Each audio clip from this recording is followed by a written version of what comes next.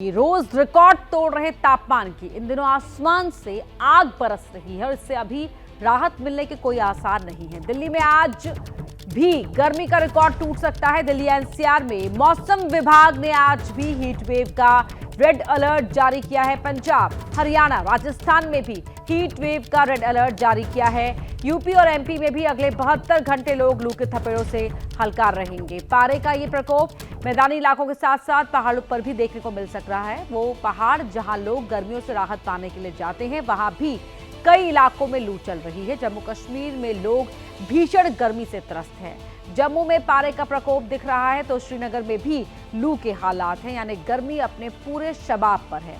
न मैदान छूटे हैं और न पहाड़। तो देश में रिकॉर्ड तोड़ गर्मी पड़ रही है। घरों में फुल टाइम एसी चल रहा है। रात में 22 पर तो दिन में 20 या 18 डिग्री पर। लेकिन जल्द ही वो दिन आने वाले हैं जब आप एसी तो चला पाएंगे, उसे मर्जी से ऑन ऑफ तो कर सकेंगे, लेकिन उसकी स्पीड कितनी हो, कूलिंग कितनी हो, उसका टेम्परेचर कितना हो, ये सरकार तय करेगी। जी हाँ, गर्मी चाहे जितनी हो, कितने ही पसीने छूट रहे हो, लेकिन सरकार तय करेगी कि आप कितनी से कितनी डिग्री ठंडक के हकदार हैं। अजीब जो है वो आपको जरूर लगेगा कि आपकी गर्मी पर सरकार कैसे सेंसरशिप लगा सकती है, लेकिन सच यही है कि एसी आपका, रिमोट आपका, ऑन करने की मर्जी आपकी, बिजली बिल आपका, लेकिन कूलिंग लिमिट सरकार की होगी। गर्मी में बढ़ती बिजली डिमांड, देश में बिजली प्रोडक्शन की लिमिट, आपके भारी भरकम बिजली बिल और आपकी सेहत, इन सभी का ख्याल करते हुए ही सरकार ने फैसला किया है कि आपके एसी रिमोट पर अब उसका कंट्रोल हो। स्टैंडर्डाइजेशन, टेम्परेचर स्टैंडर्डाइजेशन, ये भी एक नया प्रयोग, नया एक प्रावधान ये किया जा रहा है। इसको बहुत जल्दी लागू करने जा रहे हैं। अब एसी का जो टेम्परेचर स्टैंडर्डाइजेशन है 20 डिग्री से 28 डिग्री रहेगा, यानी 20 डिग्री से नीचे हम उसकी कूलिंग नहीं कर सकेंगे और 28 डिग्री से ऊपर वार्मिंग नहीं कर सकेंगे। इस प्रकार का एक पहली बार इस प्रयोग को किया जा रहा है और मुझे लगता नहीं है कि 20 डिग्री से नीचे कोई करके सोता होगा। सर्वे में तो यह है कि अभी 20 लोग कहते हैं इसको 24 अभी कर दें, लेकिन कुछ लोगों की चिल्लाटना शुरू हो जाए, इसलिए 20 से 28 उसको नॉर्म्स को हमने तय किया है।